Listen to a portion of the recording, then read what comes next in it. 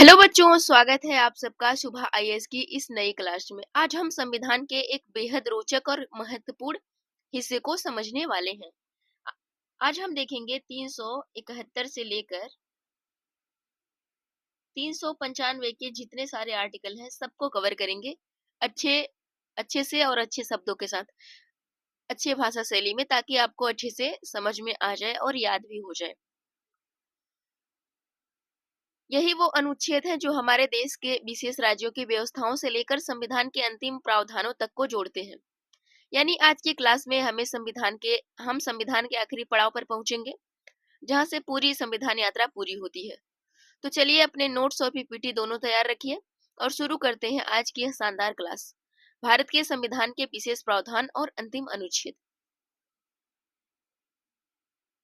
ध्यान रहे बच्चों, यहाँ से जो भी अनुच्छेद हैं ये परीक्षा के लिहाज से भी बहुत महत्वपूर्ण अहम है, क्योंकि अक्सर यूपीएससी और पीसीएस में और वनडे एग्जाम है, उनमें कई सारे आर्टिकल से ट्रिकी क्वेश्चन पूछ लिए जाते हैं। तो चलिए हम शुरू करते हैं अपना सबसे पहला आर्टिकल, अनुच्छेद 371। अनुच्छेद 371 में क्या प्रावधान किया गया है बच्चों?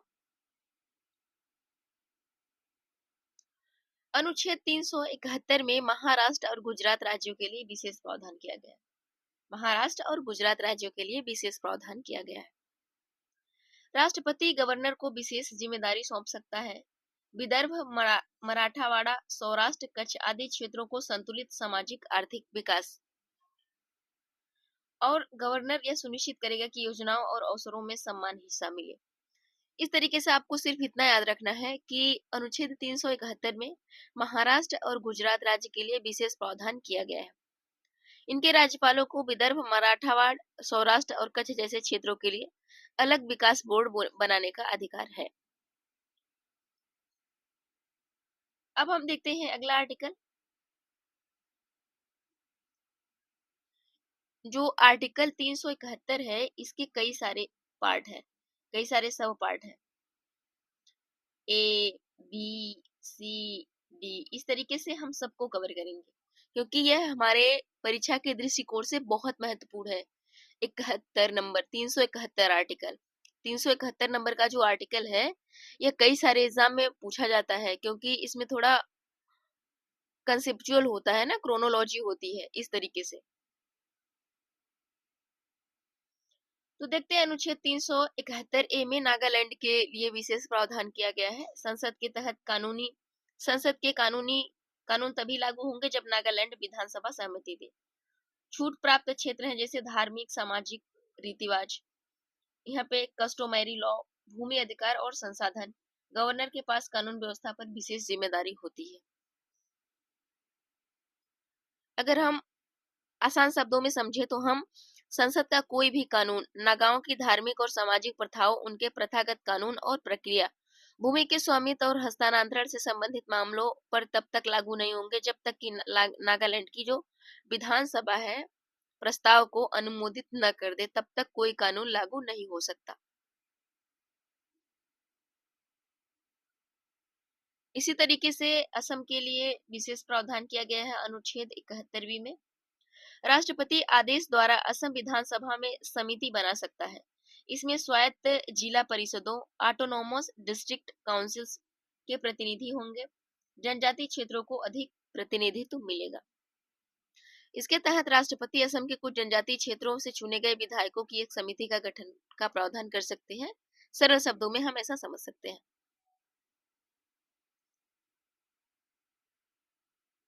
अगला आर्टिकल है अनुच्छेद 371 सी, मणिपुर।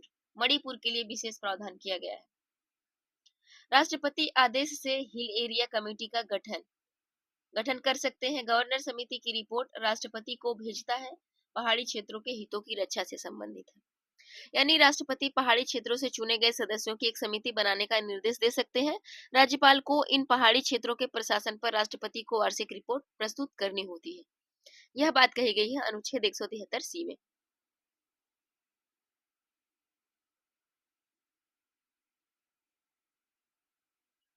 अगला आर्टिकल देखते हैं अनुच्छेद 371 डी, आंध्र प्रदेश व तेलंगाना। राष्ट्रपति आदेश से शिक्षा व नौकरी में समान अवसर सुनिश्चित कर सकते हैं। स्थानीय लोगों के लिए क्षेत्रीय आरक्षण की व्यवस्था कर सकते हैं। 2014 पुनर्गठन के बाद तेलंगाना पर भी यह लागू हो गया था। जैसा कि आप सब जानते हैं कि तेलंगाना राज्य की स्थापना 2014 में हुई थी।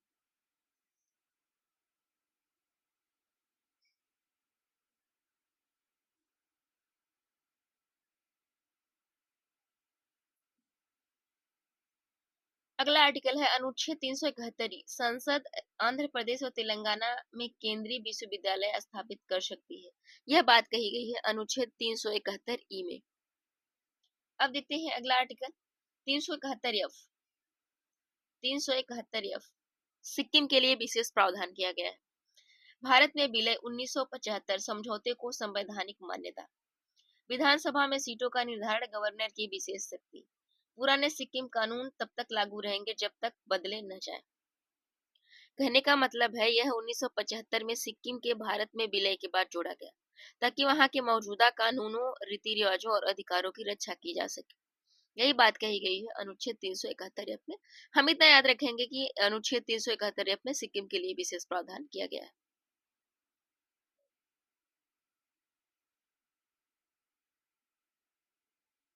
अगला देखते हैं अनुच्छेद 371 जी मिजोरम। संसद के कुछ कानून विधानसभा की सहमति के बिना लागू नहीं होंगे।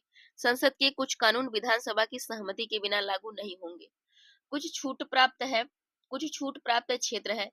धार्मिक व सामाजिक रिवाज, कस्टोमरी लॉ, भूमि अधिकार। अनुच्छेद जो 371 जी है इसमें मिजोरम के लिए विशेष प्रावधान किया गया है। इसमें मिजो प्रथागत कानून, सामाजिक प्रथाओं, नागरिक और आपराधिक न्याय के प्रशासन और भूमि के स्वामित्व से संबंधित मामलों में संसद के कानून के अनुप्रयोग को प्रतिबंधित करने वाले प्रावधान। कोई इनके साथ छेड़छाड़ नहीं किया जाएगा। अगला आर्टिकल देखते हैं अनुच्छेद 371 एच अरुणाचल प्रदेश के लिए विशेष प्रावधान। यहाँ पे है गवर्नर को विशेष जिम्मेदारी दी गई है कानून व्यवस्था बनाए रखना। गवर्नर राष्ट्रपति को रिपोर्ट देता है। कहने का मतलब यह है कि राज्यपाल को राज्य में कानून व्यवस्था के संबंध में विशेष जिम्मेदारी दी गई और गवर्नर जो राज्यपाल होता है वह राष्ट्रपति को रिपोर्ट प्रस्तुत करता है। अगला आर्टिकल है अनुच्छेद 371 आई। इसमें गोवा के लिए विशेष प्रावधान किया गया है। गोवा की विधानसभा में न्यूनतम 30 सदस्य हैं। छोटे राज्यों को भी उचित प्रतिनिधित्व दिया गया है।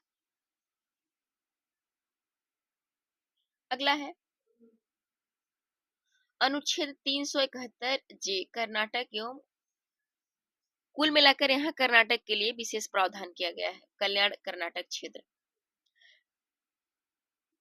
यहाँ पे देखिए कि 98वां संविधान संशोधन 2012 द्वारा जोड़ा गया। इसको विशेष विकास बोर्ड का गठन किया जा सकता है। शिक्षा व रोजगार में क्षेत्रीय आरक्षण का प्रावधान किया जा सकता है। गवर्नर की जिम्मेदारी है कि क्षेत्रीय विकास करे। इस तरीके से 371 का यह हमारा लास्ट आर्टिकल था।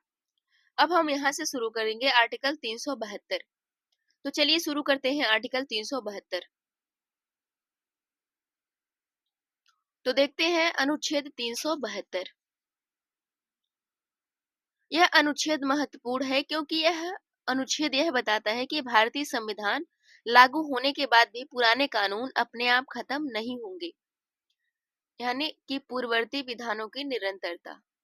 पूर्ववर्ती विधानों की निरंतरता।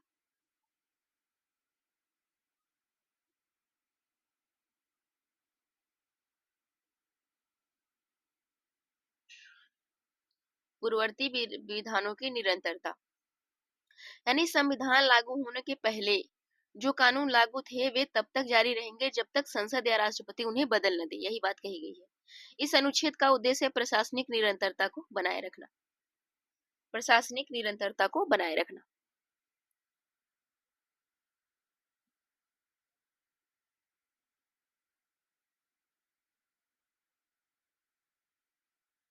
अब देखते हैं 373। 373 क्या कहता है? आंतरिक अशांति में विदेशी नागरिक की गिरफ्तारी। विदेशी नागरिक की गिरफ्तारी।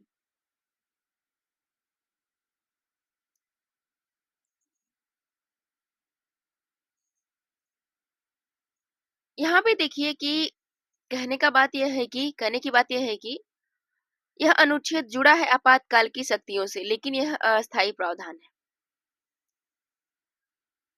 जब संविधान लागू हुआ था 1950 में जब संविधान लागू हुआ था 1950 में, उस समय राष्ट्रपति को यह अधिकार दिया गया था कि अगर देश की सुरक्षा या शांति को खतरा हो, तो वे अनुच्छेद 352 के तहत आपातकाल की घोषणा कर सकते हैं, भले ही संसद अभी पूरी तरीके से काम करने लायक की स्थिति में नहीं हो। मतलब संविधान लागू होते ही अगर देश में कोई गंभीर परिस्थिति आ जाए, तो राष्ट्रपति तत्काल कार्रवाई कर सके, इसलिए इसके लिए यह अनुच्छेद बनाया गया था। ध्यान रहे बच्चों, यह प्रावधान अस्थायी था, यानी बाद में जब संसद का कामकाज सामान्य हो गया, तो इसकी जरूरत खत्म हो गई। कहने का मतलब है कि राष्ट्रपति को अधिकार है कि आंतरिक अशांति की स्थिति में विदेशी नागरिक को हिरासत में लिया जा सकता है।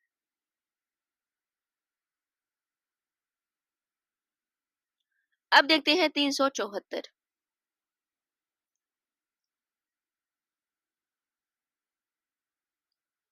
374 जो है संघीय न्यायालय एवं प्रीवी काउंसिल से लंबित वाद।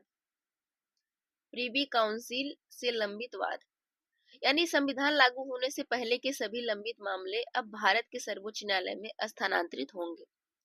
कहने का मतलब है कि यह जो आर्टिकल है, यह पहली बात तो जुड़ा है हमारे जुडिशरी से।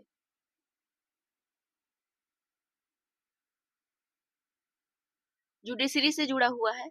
जब हमारा संविधान लागू हुआ था 26 जनवरी 1950 को,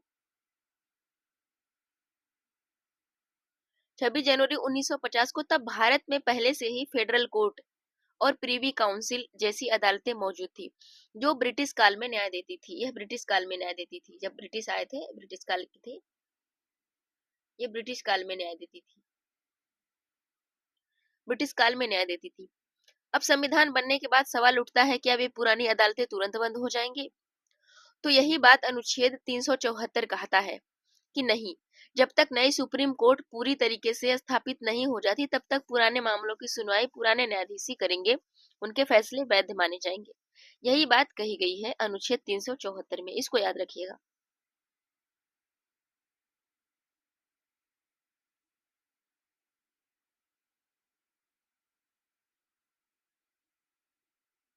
अब देखते हैं 375। बच्चों देखते हैं 375। यह अनुच्छेद जुड़ा है न्यायाधीशों की नियुक्ति से। अपॉइंटमेंट ऑफ जज, उच्च न्यायालय के न्यायाधीशों की निरंतरता। संविधान लागू होने के बाद भी पूर्व न्यायाधीश अपने पदों पर बने रहेंगे जब तक नई नियुक्ति न हो जाती। अच्छे से समझते हैं। जब संविधान लागू हुआ था 26 जनवरी 1950 को, उस समय देश में पहले से ही न्यायाधीश जज अपने अपने पदों पर काम कर रहे थे, जैसा कि हाई कोर्ट या फेडरल कोर्ट के जज हैं। अब उसके बाद सवाल यह उठता है कि क्या पुराने जजों की नौकरी खत्म हो जाएगी? सवाल क्या उठता है, क्या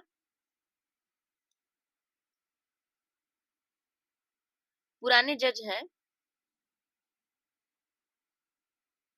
पुराने जज जो है उनकी नियुक्ति खत्म हो जाएगी या उन्हें दोबारा नियुक्त करना पड़ेगा? तो यह अनुच्छेद 375 साफ साफ कहता है कि पुराने सभी जज अपने पद पर बने रहेंगे, बस उन्हें अब भारत के संविधान के नाम पर शपथ लेनी होगी, क्योंकि अब वे ब्रिटिश सरकार नहीं, भारतीय संविधान के अधीन काम करेंगे। यही बात कही गई है अनुच्छेद 375 में। अब देखते हैं अनुच्छेद 376। प्रांतीय न्यायाधीशों की नियुक्ति। प्रांतीय न्यायाधीशों की नियुक्ति।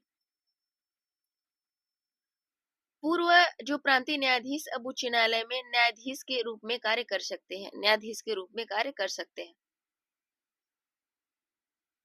बच्चों देखते 376। यह अनुच्छेद जुड़ा है राज्य के उच्च न्यायालयों के न्यायाधीशों से। जब संविधान 1950 में लागू हुआ था, तब भारत के अलग अलग प्रांतों में पहले से ही न्यायाधीश और जज काम कर रहे थे। अब संविधान लागू होने के बाद सवाल यह उठता है कि क्या पुराने जजों के लिए फिर से नियुक्ति देनी पड़ती है?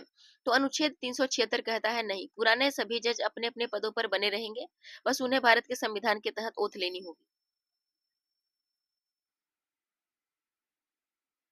होगी। तो 376 में कहा गया है, अगर कोई जज हाँ, ओथ लेनी होगी। अगर कोई जज पहले से ब्रिटिश भारत के किसी प्रांत का था तो अब उसका राज्य अलग बन जाएगा, तो उसे राज्य के उच्च न्यायालय का न्यायाधीश माना जाएगा। यानी अनुच्छेद की न्यायिक निरंतरता को बनाए रखने के लिए यह अनुच्छेद बनाया गया है। अब देखते हैं अनुच्छेद 377, नियंत्रक एवं महालेखा परीक्षक। 377,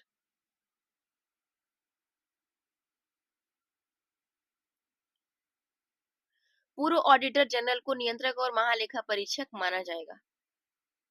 कहने का मतलब यह है कि जब संविधान लागू हुआ था 26 जनवरी 1950 को, उस समय भारत में पहले से ही कुछ कानूनी अधिकारी, लॉ ऑफिसर काम कर रहे थे। सवाल यह उठता है कि संविधान लागू होते वे सभी खत्म हो जाएंगे? तो अनुच्छेद 377 कहता है नहीं, जो पुराने कानूनी अधिकारी थे वे अपने पद पर बने रहेंगे जब तक नए अटॉर्नी जनरल या एडवोकेट जनरल की नियुक्ति नहीं हो जाती। यही बात कही गई है। अब देखते हैं अनुच्छेद 378, 308, लोक सेवा आयोग के सदस्य।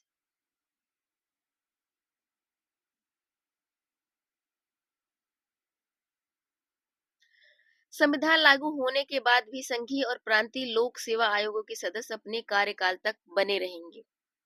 पहले क्या था, जैसा कि आप सब जानते हैं कि 26 जनवरी 1950 को जब भारत में पहले से ही ब्रिटिश शासन के राज्यपाल, गवर्नर और प्रशासक अपने अपने राज्यों में काम कर रहे थे, तो यहाँ पर यही बात है कि क्या इसको खत्म कर दिया जाएगा?